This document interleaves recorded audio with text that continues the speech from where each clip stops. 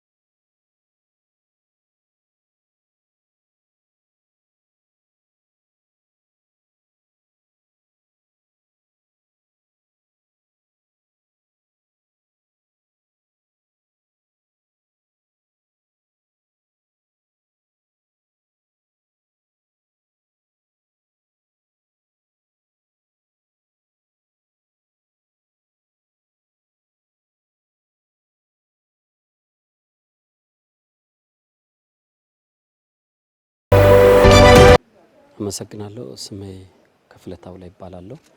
የወላይታ ዞን ግብርና መምሪያ ኃላፊ ነኝ። በዛሬው ዕለት በዚህ ቦታ ላይ በካውኮሻ ወረዳ ጤፋ ቀበሌ ላይ ነው አሁን የምንገኘው።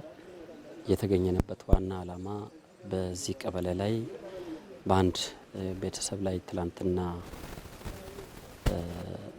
ከቀኑ ወደ 10 ሰዓት አካባቢ ላይ የመሬት መንሸራተት ወይ ናዳ ተከስቶ በሰው ሕይወትና በንብረት ላይ ጉዳት ስላደረሰ ህብረተሰቡን ቀርበን ደርሰን ለማጽናናትና የሀዘናቸውን ለማጋራት ነው ወደዚህ ቦታ የመጣ ነው። እንደ ወረዳ ሁሉም ቀበሌያት ላይ ችግር አለ።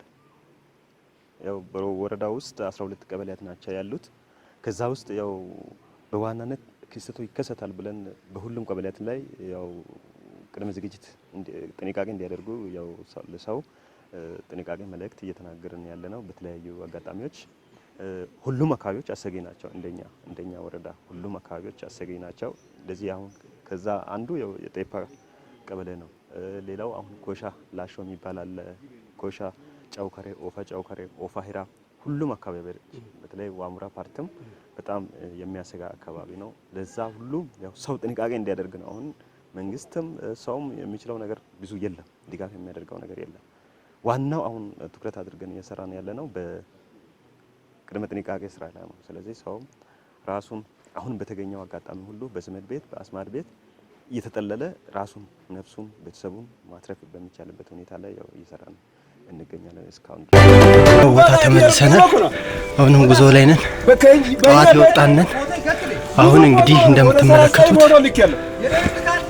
ወደ 12 ሰዓት አካባቢ ወደዛ ለመጠጋት እየሄደን ያለው አሁንም መንገድ ላይ ነን። እንግዲህ ውድ ተመልካቾቻችን የሁለገብ ኢትዮ ሚዲያ ተመልካቾቻችን እንደምትመለከቱት ከወላይታ ሶዶ ከጠዋት ወደ 12 ሰዓት የወጣን ይኸው እንግዲህ ተራራው ላይ እንገኛለን። እስካሁን ድረስ ተራራው ወጥተን ሞተረኞች መጥተው እኛን ይዘውን እየሄዱ ነው። እንደምትመለከቱት ከባድ ቅዝቃዜ ነው።